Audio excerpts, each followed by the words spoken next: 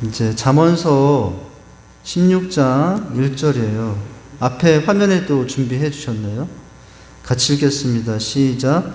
마음의 경은 사람에게 있어도 말의 응답은 여호와로부터 나오느니라. 한마디로 이 구절의 말씀은 오늘 유인물의 내용과 관련해서 표현한다면 섭리예요. 섭리. 하나님의 섭리에 관한 말씀이거든요. 마음의 경은 사람에게 있어도 내가 이렇게 하겠다고 얼마나 계획을 세웁니까? 그런데 계획 세운 대로 다 되지 않잖아요. 연초에 이렇게 하겠다고 했지만은 연말에 와보면 그렇게 안 된 것이 너무나 많잖아요. 경영은 우리에게 있어도 우리가 해도 응답은 여호와께로 말미암는다. 이루시고 그것을 이제 우리 소원대로 또 역사하시는 분은 하나님이 하시는데 그것을 뭐라고 그러면 섭리라고 그럽니다. 유모 웃으면 복이 와요 하나 하고요. 들어가겠습니다. 제가 이거 유모를 보면서 되게 막 많이 혼자 웃었는데 우리 성도님들은 안 웃길지 모르겠어요. 어떤 아주 독실한 신자였던 이비인후과 의사에게 하도 유명해가지고 많은 목사님들이 찾아왔어요.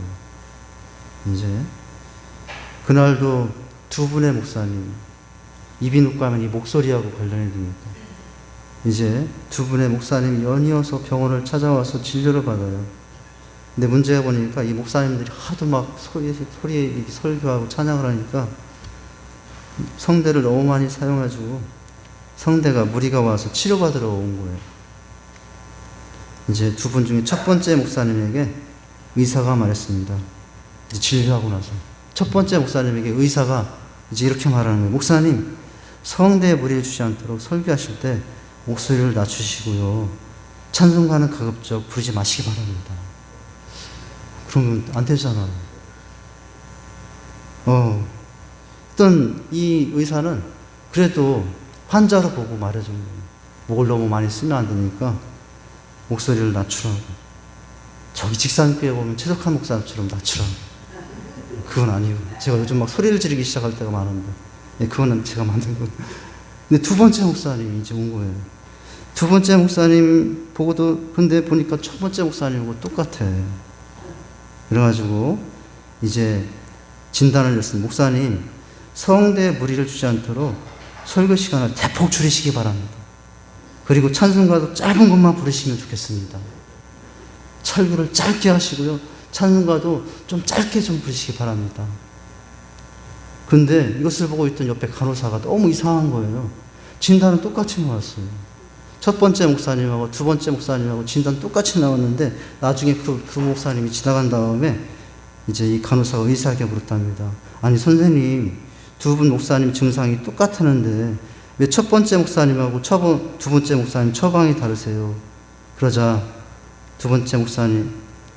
그러자 이 의사 선생님이 말하는 거예요. 두 번째 목사님 우리 교회 목사님이거든. 예. 얼마나 짧게 하기를 원했는지. 우리 성도들의 눈빛에도 제가 다 보여요. 12시 10분만 지나가면 1분만 지나가면은 12시 12분쯤 가면은 이제 막 안절부절 못해. 12시 15분쯤 가면은 일어나서 나갈 것 같아. 12시 18분 되면 몇 사람 나가. 네. 어떻게 이렇게 몸에 시기가 있으신지. 네. 이 의사 선생님도 이제 설교를 빨리 끝냈으면 좋겠다. 그랬나 봐요. 나중에 알고 봤더니 그 목사님이 최석환 목사였답니다. 그런데 우리 교회는 의사 선생님이 없네. 의사 선생님이 있어야 되겠네. 또 한 가지 있어, 하나. 어떤 목사님께서 예배 때마다 핸드폰 소리 때문에 항상 잔소리하는 거예요. 예배 드리면 여기서 삐리리, 저기서 삐리리 막 이렇게 울려요. 이제 막 울리는 거예요. 근데 좀 성도님들에게 제발 예배 시간에 핸드폰 좀 이렇게 울리게 하지 말라라고 막 그렇게 많이 해왔거든요. 예. 근데 막 이번에는 이상한 거예요. 막 삐리리 울려도 아무도 안 끄는 거예요. 아무도 안 끄는데 나중에 알고 보니까 이 목사님 주머니에 핸드폰 소리가 울리는 거예요. 어떻게 할지 모르겠더니 이 목사님 당황스러워가지고 이제 모든 성도들이 보는데도 이제 그래도 여기서 이제 나서는 거 알잖아요. 성도들이 아니까 핸드폰을 딱 끝내서 목사님 핸드폰에게 하는 말이 열고 목사님이 말하기 시작했어요. 뭐라고 했을까요? 아, 하나님이세요? 제가 지금 예배 중이거든요. 예배 끝났는데 바로 전화 드리겠습니다. 막 이랬답니다. 아이고, 이 목사님 유머가 있네요. 왠지 밉지가 않네요. 왠지 최 목사처럼 밉지가 않네요. 아, 이것도 또 시험 들라나 보네요. 할렐루야. 예, 핸드폰 관리 잘 합시다. 자, 웃으면 복이와 했습니다. 자, 이제 내용으로 들어가면은, 예, 웃으면 복이 옵니다. 이제 복이 좀 왔겠죠? 네. 자, 오늘 내용은 제11문과 제12문, 소요리의 문답이거든요. 문답, 질문하고 답의 내용을 지금 보고 있는 중인데, 11번째를 보고 있는 중이고, 이제 마지막 중 12번째를 이제 보게 됩니다. 이게 소요리 문답의 구조가 어떻게 됐다고 그랬죠? 조직신학의 내용과 거의 일치한 내용으로 편성이 되어 있다고 했어요. 신론, 하나님은 누구인가? 인간론, 그 하나님 앞에 인간은 누구인가? 그 인간과 하나님 사이에 계셔야 될 예수님. 이게 이제 기독론이거든요. 또 구원론, 성령론, 교회론. 이게 신학, 조직신학의 내용의 흐름이거든요. 그런데 소요리 문답의 흐름이 그와 똑같은 구조로 되어 있어요. 지금 우리는 어디쯤 와 있냐면, 지금 제11문과 제12문을 하고 있는데, 지금 말씀드린 내용 중에 어디쯤 와 있냐면은, 신론의 마지막쯤에 와 있어요. 이것이 끝나면 인간이 누구인가를 이제 다음 주부터 보게 될 겁니다. 오늘 이제 하나님은 누구신가를 11문과 12문을 통해서 이제 정리한다고 보시면 돼요. 시간이 이제 마치게 된다면, 자, 첫 번째, 오늘 첫 문장을 보시면 제11문이 뭐냐면 하나님의 섭리하시는 일이 무엇입니까? 라고 했더니 답은 뭐였어요? 하나님의 섭리하시는 일은 완전한 거룩함과 지혜와 권능으로서 모든 피조물과 모든 행동을 보존하시며 통치하시는 일을 한다라고 하고 있죠. 이것이 하나님의 섭리예요. 하나님의 섭리의 두 요소에는 거기 보면 괄호 1번과 괄호 2번이 있는데, 하나님의 섭리를 이제 두 가지로 구분한다면 하나님의 섭리의 첫 번째는 보존하심이죠. 물론 그 앞에 창조하심도 있어요. 창조하시면은 보존하셔야 되잖아요. 근데 보존하심으로 끝나지 않고 보존하시면서 또한 하시는 것이 뭐냐면 다스림이거든요. 이제 이 흐름 안에 지금 있습니다. 이 섭리의 구성 요소들이에요. 하나님은 어떤 분이신가? 신론, 하나님은 섭리로 모든 것을 보존하시며 다스리는 분이 우리 신론 하나님에 대한 내용인데, 자, 그런데 다스림은 세 가지 영역에서 있다고 그랬어요. 우리가 지난 시간까지 자연과 사회 속에서 하나님의 다스림을 봤어요. 이번에는 하나님의 다스림의 마지막 대상이신 개인, 인간. 네. 하나님은 온 세상 우주 만물을 보존하시고 다스릴 뿐만 아니라, 그뿐만 아니라 이 세상에 있는 모든 나라, 민족, 열방, 공동체를 보존하시고 다스릴 뿐만 아니라 또 그 속에 있는 우리 한 사람 개인을 다스리고 보존하신다는 내용이거든요. 나도 마찬가지. 나도 이 하나님의 다스림에, 이 하나님의 섭리 안에 나도 들어와 있죠. 자, 이제 첫 문장을 보시면 있습니다. 개인. 하나님께서는 각 개인을 완전하게 통치하십니다. 인간의 생사화복은 하나님의 섭리 가운데 존재함을 부인할 수 없어요. 여러분, 생사화복이 뭡니까? 생, 살고, 사, 죽고, 화, 복되고, 복, 예, 이제 화, 저주, 그리고 복, 행복, 예, 살고, 죽고, 행복하고 불행하고, 이것은 누구 섭리 가운데? 하나님의 섭리 가운데 존재함을 부인할 수 없다고요. 자연 속에서만, 또 사회 속에서만 하나님이 그렇게 보존하고 다시신 것이 아니라 우리 각자의 삶에도 이런 모습으로 오신다는 거예요. 나아가서 인간의 심지어 무엇도 통제하신다고요? 마음과 자유로운 행동까지도 통제하십니다. 우리는 자유롭게 마음 먹고 말하고 행동하지만 이 모든 인간의 행동들은 하나님의 통제 가운데 이루어지고 있어요. 이것은 불신자와 신자 모두에게 해당하신 하나님의 섭리예요. 자, 그런데 여기서 한 가지 중요할 것이 있어요. 문장 보면 언뜻 이해가 잘 안 되잖아요. 우리 마음과 행동까지 통제하신다면 내가 함부로 말하는 것도 하나님이 시키는 거야? 내가 함부로 행동하는 것도 하나님이 시키는 거야? 그건 아니에요. 그런 행동과 그런 행실까지 하나님께서 시켜서 어쩔 수 없이 우리가 나쁘게 행동하고 어쩔 수 없이 우리가 나쁘게 생각하는 것은 아니라고요. 그런 영역은 인간의 자유의지 안에서 내 안에 죄성에서 나온 거예요. 하나님을 거절하는 그런 마음과 행동은 하나님에게서 나온 것이 아니라 우리 안에 아직도 남아있는 죄성에서 나온 것이라는 것을 우리가 좀 구분할 필요가 있어요. 다릅니다. 자, 그리고 오늘 말씀해 보니까 어떻습니까? 잠언 16장 1절 마음의 무엇은 경영은 사람에게 있어도 말의 응답은 여호와께로부터 나오느니라 라고 했죠. 이게 하나님의 섭리. 빌립보서 2장 13절에서는 너희 안에 행하시는 이는 하나님이시니 자기의 기쁘신 뜻을 외워 너에게 소원을 두고 행하게 하시나니 라고 하고 있죠. 이게 하나님께서 우리 인생에 찾아오셔서 경외하시는 모습인데 특별히 주목할 부분이 빌립보서 2장 13절 모습이에요. 하나님께서 나도 경영하신다면은 하나님 저 좀 경영해 주세요.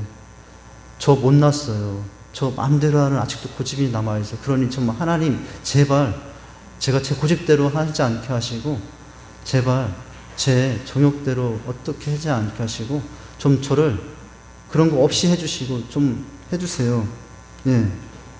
그런데 여러분 하나님은 그렇지만 바로 그렇게 행하시는 분은 아니라는 거예요. 무엇을 두고 행하신다고요? 보니까 너희 속에 무엇을 두고 행하신다고 하십니까? 소원을 두고 행하신다는 거예요. 이것은 하나님께서 우리를 무인격자로 이제 무작위 대상으로 우리를 다루시는 분이 아니라 우리 한 사람 한 사람에게 그것이 소원이야? 그럼 너부터 그런 소원을 가져. 그것이 소원이야? 그럼 너부터 그 모습을 갖기 위해서 너부터 힘써. 그렇게 하시고 그리고 도와서 그렇게 해주시는 것이 우리 하나님의 우리를 다스림과 인도하심이라는 거예요. 여러분 로봇처럼 여겨서 나 요즘 너무나 제 마음이 안 드는데 이런 날을 좀 어떻게 해주세요.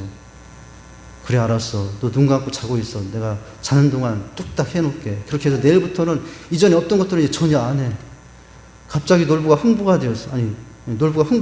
막 갑자기 그렇게 살아. 그렇게 인도하시는 분은 아니라고. 무엇을 두시고 우리 안에 소원을 두시고 그런 열정을 두시고 그것을 열정이 생기면 도와서 우리를 그렇게 이끌어 가시는 분이 우리 하나님이시라는 거예요. 할렐루야? 그러니까 이거 뭐냐면 하나님이 너무나 인격적인 분이시라는 거예요. 로봇처럼 우리 막 그냥 내 지정의가 인격이잖아요. 이것을 그냥 묶어놓고 이제 로봇처럼 감고나요. 힘으로 억압하여 그렇게 변화시키는 분이 아니라고요. 어떻게 해서? 먼저 우리 마음에 그런 모습을 살도록 깨닫게 하시고 눈물을 흘리게 하시고 애타게 하시고 갈급하게 하면서 그렇게 하면서 인격적으로 우리가 그런 모습을 할 거라고 할 때 그렇게 도와서 우리의 삶을 주장하시는 분이라고 하는 거죠. 할렐루야. 여러분 지금까지 평생 살아오면서 가장 인격적으로 참 나를 대화해 줬던 분 생각나는 분이 누구 있습니까? 우리 부모님? 우리 엄마? 저는 우리 어머니. 뭐 자식들은 다 마찬가지일 거예요. 우리 어머니만큼 인격적으로 나를 대해주신 분이 없어요. 예. 우리 어머니 그래요. 김풍한 우리 어머니. 지금 돌아가셨지만. 다 자식들은 마찬가지입니다. 그런데 여러분 그렇게 인자하신 우리 어머니 이상 그 이상의 몇 배 비교도 할 수 없는 정도로 인자하심으로 다가오신 분이 누군지 아시면 하나님이심을 믿으시기 바랍니다. 소원을 두고 그리고 행하시는 분이라 하는 거죠. 여러분 얼마나 하나님이 우리를 섭리하시고 다시는데 무작위로 막무가내로 몰아가시는 분이 아님을 또한 우리는 이해할 수 있어요. 가장 인격적으로 가장 순리적으로 여러분 우리의 보조와 맞춰서 그렇게 우리를 이끌어 가시고 세워 가시는 분이 그렇게 하시면서 내 삶을 섭리하신 분이 하나님이심을 여러분 기억하시길 바랍니다. 자, 이제 봤어요. 섭리의 다스림에 대해서 봤습니다. 이제 섭리의 기준이에요. 그렇다면은 섭리의 기준이 뭐냐? 자, 문장 보시면 하나님께서 세상을 보존하시고 다스리는 기준은 무엇일까요? 하나님은 무엇의 가치를 두시고 섭리하시는 것입니까? 이 질문이 중요한데 그것은 보통 사람들도 다들 세상이 돌아가는 원리가 있다고 믿고 있기 때문이죠. 예를 들면 인과응보. 좋은 일을 하면 좋은 결과 따르고 나쁜 일을 하면 나쁜 결과로 응답하는 대가를 치르는 것. 이게 기준일까? 인과응보. 또는 사필규정. 모든 일은 반드시 바른 일로 돌아가기 마련이다. 또는 세옹지마.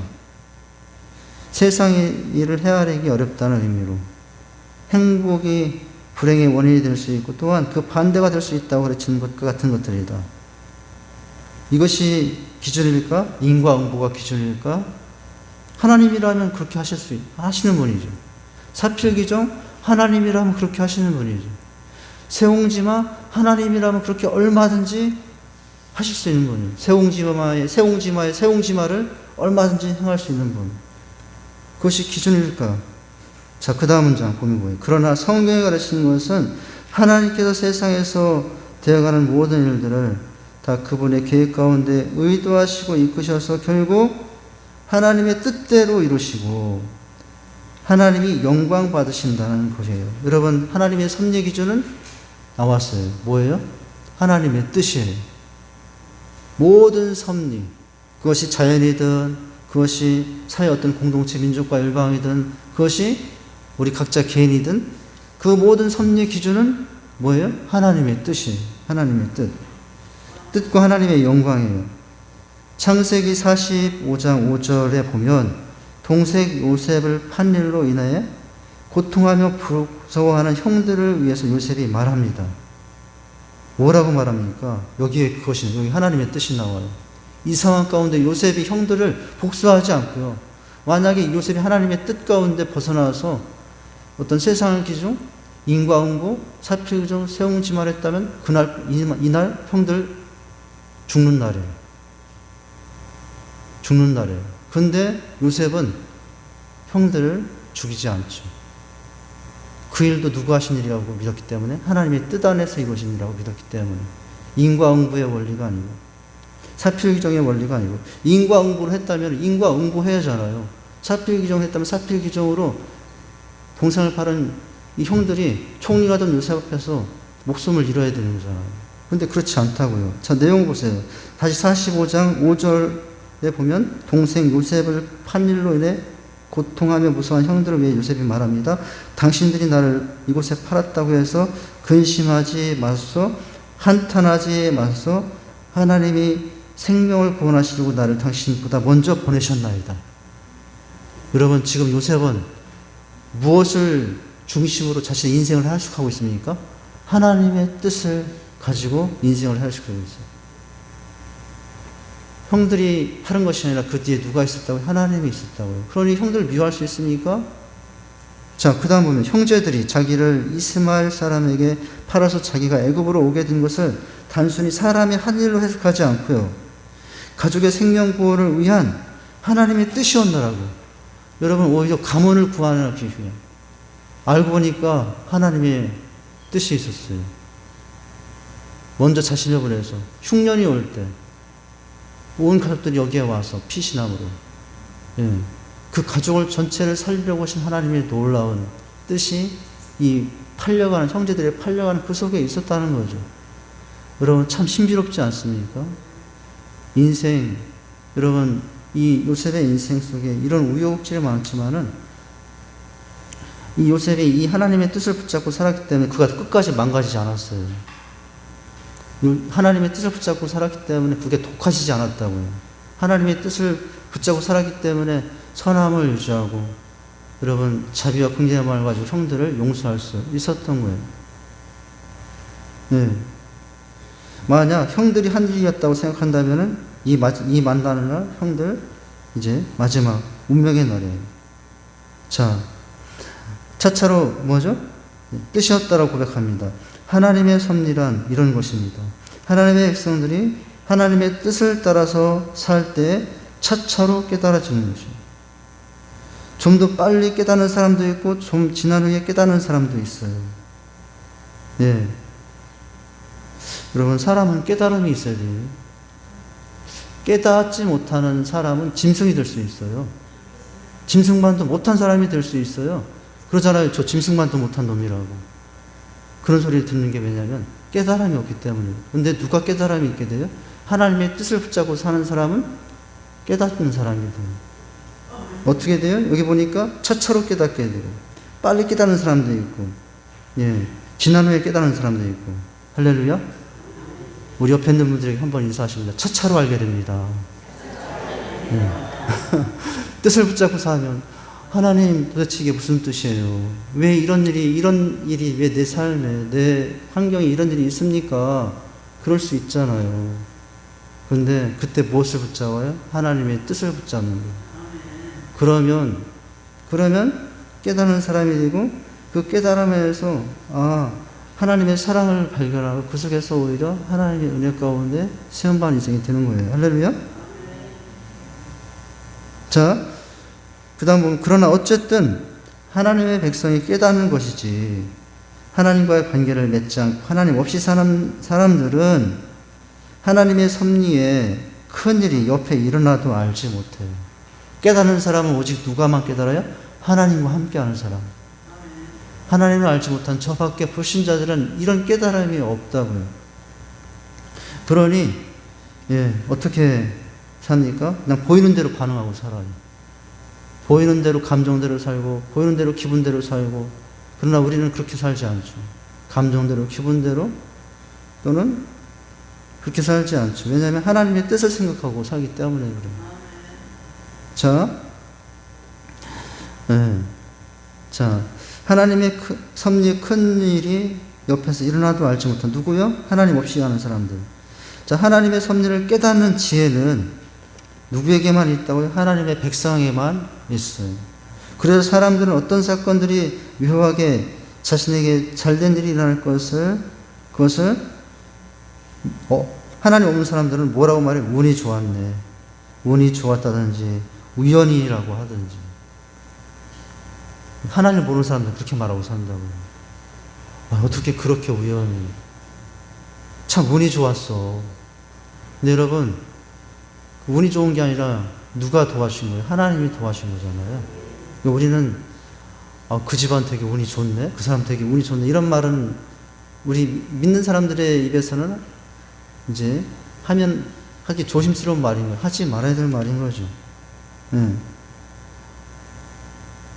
우리는 어떻게 하고 살아요? 하나님이 하셨습니다. 이게 우리의 고백이에요. 우리 옆에 있는 분들에게 하시죠. 하나님이 하셨습니다. 이번에 이렇게 하나님이 하십니다. 이제 우리의 고백은 그거예요. 자, 그 다음 문장 보면, 하나님께서 안 믿는 사람들일지라도 그들의 생명을 보존하시고 그들을 통해서도 하실 일이기 때문에 믿지 않은 사람들도 보존하신다고요. 그들을 보존하시는데 저들은 그렇게 부르고 마는 것입니다. 근데 저들은 하나님이 하셨다고 말을 못해요. 운이 좋았다라고만 말하는 거예요. 하나님이 보이지 않으니까. 그렇게 할 수밖에 없는 거죠. 근데 여러분, 우리는 참 너무 복 중에 복을 받은 사람이에요. 하시는 일들을 보면서 하나님이 하셨고 하나님이 하실 것이고 그것을 바라보고 믿고 살으니까 얼마나 복된 사람입니까? 자, 그들은 그렇게 부르고 마는 거예요. 하나님의 섭리의 큰 사실을 볼 눈이 없는 사람은 그렇게 말 수밖에 없어요. 그래서 사람들은 어떤 말도 해요? 우은수대통, 요행, 대박, 이런 것을 많이 바라고 그런 말을 사용하고 합니다. 그러니까 여러분, 사실은 우리 대박이라는 말 많이 쓰잖아요. 대박. 근데 요즘 대박이라는 말도 사실 조심스러운 말인데, 이제 대박이라는 말이 우리 믿음의 사람들도 할 수 있어요. 왜냐하면 하나님이 하신 것을 대박이라고 하면 되니까요. 그렇죠? 우리가 그 말을 담아서 대박이라고 하면 이제 되는데, 사실은 이 대박이라는 말도, 요행이라는 말도, 운수 대통이라는 말도 우리 성도들의 입에서는 합당하지 않은 말인 거죠. 자, 결국 이 세상 사람들이 하나님을 모르고 그분의 섭리를 믿지 않음으로 인해 그들은 이 세상을 요행심리와 더불어 사는 거예요. 무엇을 볼 수 없는 믿음? 여러분, 우리는 무엇에 감사하며 살아야 됩니까? 섭리를 볼 수 있는 믿음 주심에 감사하고 살아야 됩니다. 할렐루야. 이것이 이제 우리 신눈에서 바로는 우리 하나님의 모습이거든요. 여러분, 하나님이 만약에 섭리대로 하지 아니하시고 하나님이 기분대로 감정대로 막 계획 없이 우리를 대하셨다면 우리 어떻게 됐겠어요? 물론 그러실 분이 아니지만 하나님의 선하신 뜻이 없이 하나님이 감정대로 기분대로 막 이렇게 하셨다면 우리는 벌써 이 땅에 없을 사람이 되었지 않겠습니까? 하나님이 이렇게 인자한 모습으로 아주 인격적인 모습으로 이제 자유를 다시고 사회를 다시고 개인을 다시니 얼마나 여러분 그것이 은혜입니까? 할렐루야. 자, 이제 11문이 끝났습니다. 소율의 문답의 11번째 질문과 문답이 끝났는데 이제 소율의 문답의 12번째 질문과 12번째 이제 대답을 보는 장면에 들어가죠. 자, 거기 보라색 제 12문을 한번 같이 읽어볼까요? 시작. 하나님은 창조된 상태로 있는 사람을 향하여 어떤 특별한 섭리의 행위를 행하셨습니까? 지금까지는 일반 섭리를 행하셨다고 했는데 그렇다면 어떤 특별한 섭리를 가지고 우리를 대하실까 하는 것이죠. 답은 뭐예요? 답은 뭐냐면 언약을 맺으시고 한다는, 언약을 맺으시고 행하신다는 거예요. 자, 답을 보면 하나님은 이제 초록색 같이 한번 읽어볼까요? 시작.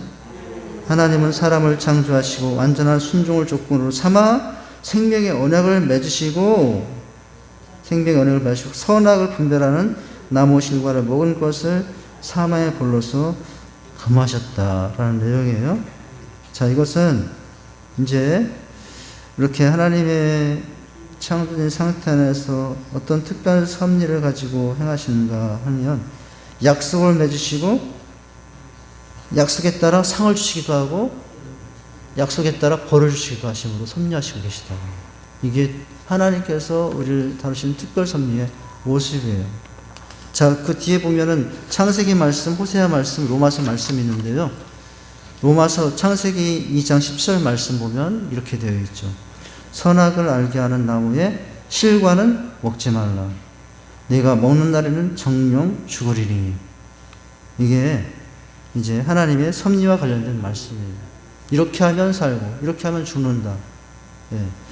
무엇을 기준 언약을 하시고 약속을 하시고 그렇게 하신다는 거예요. 호세아 6장 7절은 저희는 아담처럼 언약을 어기고 거기서 내게 패역을 행하였나니라. 그러니까 약속을 지키면 생명의 삶이 되지만 약속을 어기면 이제 패역으로 말미암은 하나님의 징벌이 있게 되는 거죠. 로마서 10장 5절에서 뭐라고 했습니까? 모세가 기록하되 무엇으로 말미암아 율법으로 말미암아 의를 행하는 사람은 의로 살리라. 이게 다 무엇과 관련되냐면 언약과 그에 따른 상벌을 통해서 하나님께서 섭리하시고 이끌어가시는 모습에 관련된 내용입니다. 밑에 보면 이래요. 지금 우리가 소율의 문답 12번째를 하고 있는데 여기 좀 정리가 다시 되어 있네요. 자, 소율의 문답 제1에서 3문은 어디에 해당하고 서론에 해당해요. 우린 지금 서론을 봤어요. 3문까지. 그리고 제4문에서 오늘 이 12번째 문은 신론에 해당하는 거죠. 지금 우리는 신론을 보고 있습니다. 신론. 하나님은 누구신가를 보고 있어요. 오늘 12번째. 신론에 해당하는 것으로 하나님과 하나님의 작정, 하나님의 창조와 섭리를 다룹니다. 특별히 이 12문은 사람을 향한 특별 섭리를 다루고 있어요. 그리고 나서 이제 인간론으로 들어가죠. 이것이 내용이에요. 자, 그렇다면은 오늘 하나님을 우리를 섭리하실 때 언약을 하시고 상이나 벌로 그렇게 이끌어 가시는데 첫 번째는 에덴 동산에서의 언약, 선악을 알게 하는 나무의 실과는 먹지 말라. 네가 먹는 정령 죽으려 했지만은 이제 이것은 원래는 어떤 언약이냐, 먹지 않으면 정령 죽지 않는 거예요. 근데 먹으면 정령 죽는 거죠. 이게 생명이 왔다 갔다 하는 언약이에요. 생명을 누리고 살 것인가, 생명을 뺏기고 살 것인가는 그 언약 앞에, 그 하나님의 뜻 앞에 우리가 어떻게 서 있냐에 따라서 또한 결정이 되는 거죠. 자, 문장 보겠습니다. 오늘 답에서는 생명이라는 단어가 나오죠. 오늘 앞에 보면 거기 나왔잖아요. 생명의 언약을 맺으시고 선악을 분별하는, 이렇게 나왔잖아요. 아까 생명의 언약을 맺으시고 이제 이렇게 말씀했잖아요. 자, 오늘 답에는 생명 언약이라는 단어가 나왔어요. 여기에 언약이란 뭐냐? 언약이란 일반적으로 어떤 것을 주고받기 위해 두 사람 혹은 그 이상 사람들의 맺은 상호 조약, 약속을 의미합니다. 언약은 원래는 이렇다고요. 원래는 주고받는 두 사람, 대등한 두 사람이 주고받는 관계, 이게 언약, 상호 조약 혹은 약속을 의미합니다. 하지만 뭐예요? 여기에서의 언약은 세상에서 말하는 약속과는 다르다고요. 왜 그럴까요? 다음에 나와요. 하나님의 언약은 사람과 사람 사이의 약속과는 달리, 사람과 사람 사이의 약속은 상호조약, 쌍방의 협의로 이루어지는 것이에요. 그런데 하나님의 언약은 사람과 사람 사이의 약속과 달리 쌍방 협의로 이루어진 것이 아니라 하나님이 일방적으로 맺으신 거라는 거예요. 여러분, 일방적으로 우리와 맺은 언약이에요. 그것이 어디입니까? 구약과 신약이에요. 구약이 뭐예요? 오래된 언약. 신약이 뭐예요? 새로운 언약. 이 구약과 신약 성경은 우리와 하나님과의 싸움, 여러분 대등한 입장에서 그렇게 맺은 언약의 내용이 아니라 일방적으로 맺은 은혜 언약인 거예요. 그분은 창조주 하나님이시고 우리는 그분의 지신 피조물일 뿐이에요. 어떻게 여러분 피조물과 창조가 대등한 위치에서 쌍방 협약을 할 수 있습니까? 약속을 할 수 있습니까? 그렇게 할 수 없는 거예요. 그런데 여러분 이 약속은 일방적 하나님의 언약 약속이라는 거예요.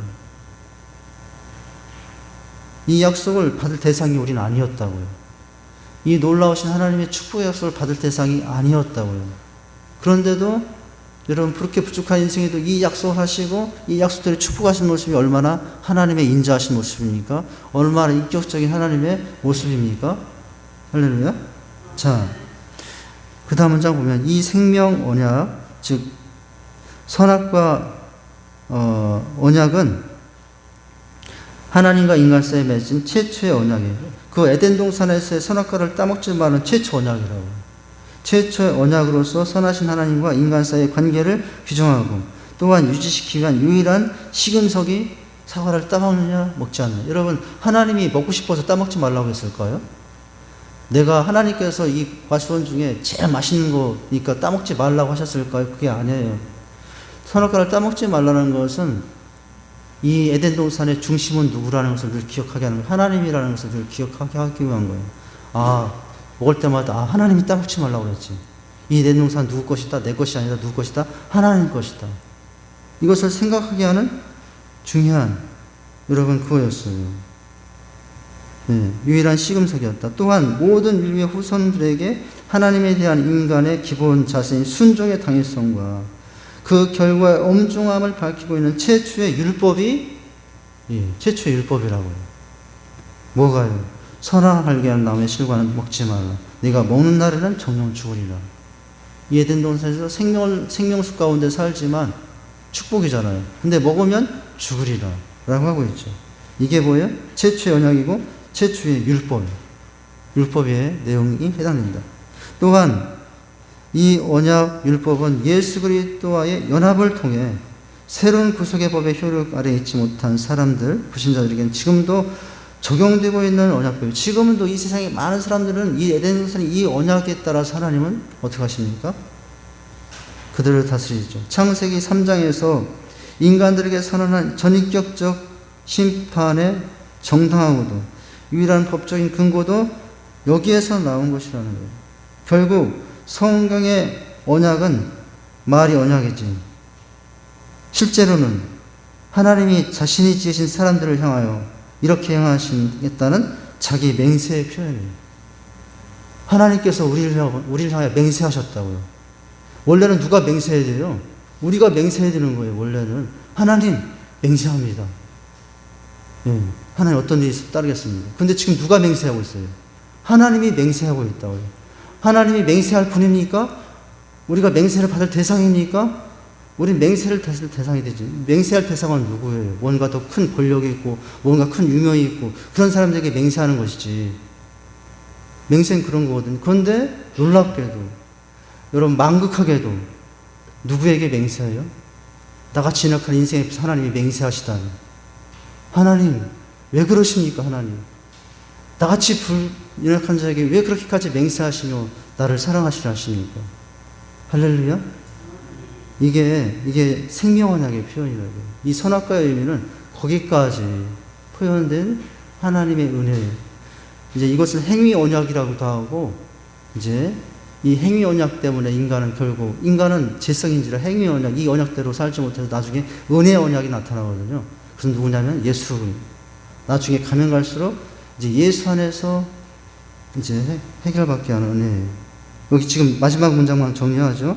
이것을 신학용어로 생명언약, 아담언약 혹은 행위언약이라고 불러요. 하나님은 이런 놀라운 은혜 언약을 이제 다른 피조물에 허락하지 않으시고 오직 인간에게만 허락하셨어요. 이것이 우리의 감사 이유예요. 할렐루야. 여러분, 오늘 이제 하나님께서 우리 인간들을 다스리면서 인간에게 다가오셔서 이렇게까지 맹세하시면서까지 나를 붙잡고 이끌어 가시니, 어떻게 하든지 여러분 우리를 축복하시고자 하시니, 여러분 이 놀라우신 하나님의 은혜 속에서 여러분 살아가야 될 줄 믿습니다. 때로는 내가 믿는 하나님이 이렇게 하실 수 있어? 그런 일이 있을 수 있을지라도 여러분 무엇을 의심하지 말고, 의심하지 말고 하나님의 섭리를 믿고, 할렐루야, 하나님이 하셨습니다. 하나님이 하시고 계십니다. 하나님이 하실 것입니다. 이런 섭리를 믿고 하나님을 쫓아가는 거예요. 맹세하셨어요. 우리 맹세까지 하신 이 하나님을 바라보면서 하나님 붙잡고 살아가는 것이 가장 큰 축복 중에 축복인 줄 믿으시기 바랍니다. 기도하겠습니다. 하나님 아버지, 주님의 은혜와 사랑을 감사를 드립니다. 하나님께서 섭리를 통해서 자연을, 또 세상을, 무엇보다 우리 각자 개인을 주정하시고 축복하신다는 사실을 깨닫습니다. 선악과의 말씀은 우리를 향하신 첫 번째 율법이요, 또 첫 번째 하나님께서 행하신 언약임을 깨닫습니다. 맹세까지 하시며 우리를 복지고자 하신 하나님을 깨닫고, 우리 상황 때문에, 형편 때문에 의심에 빠지지 않고 뜻을 붙잡고 하나님의 섭리를 붙잡고 하나님을 더욱더 의지하고 살아갈 수 있는 저희의 삶이 되게 주시옵소서. 예수님 이름으로 기도하옵나이다. 아멘.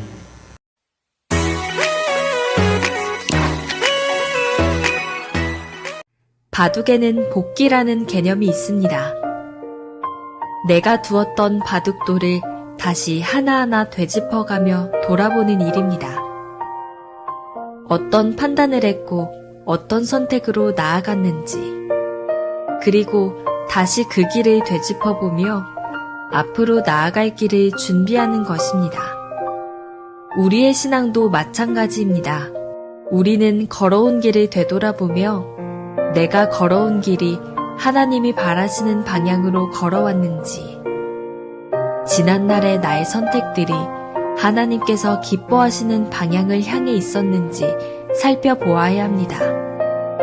우리의 신앙은 움직이는 자전거와 같아서 페달을 계속해서 밟지 않으면 넘어지게 됩니다.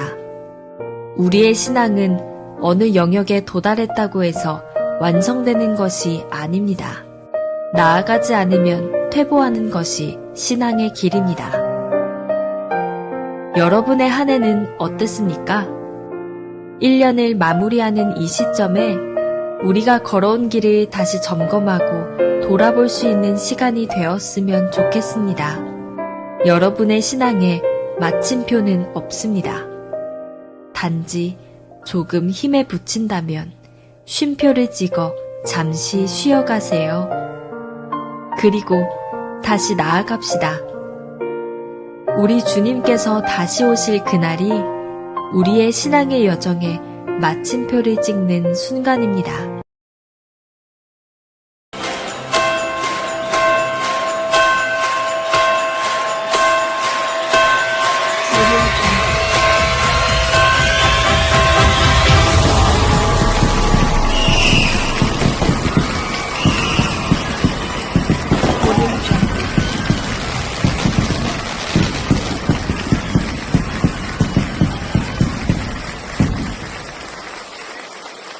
Audio Jungle.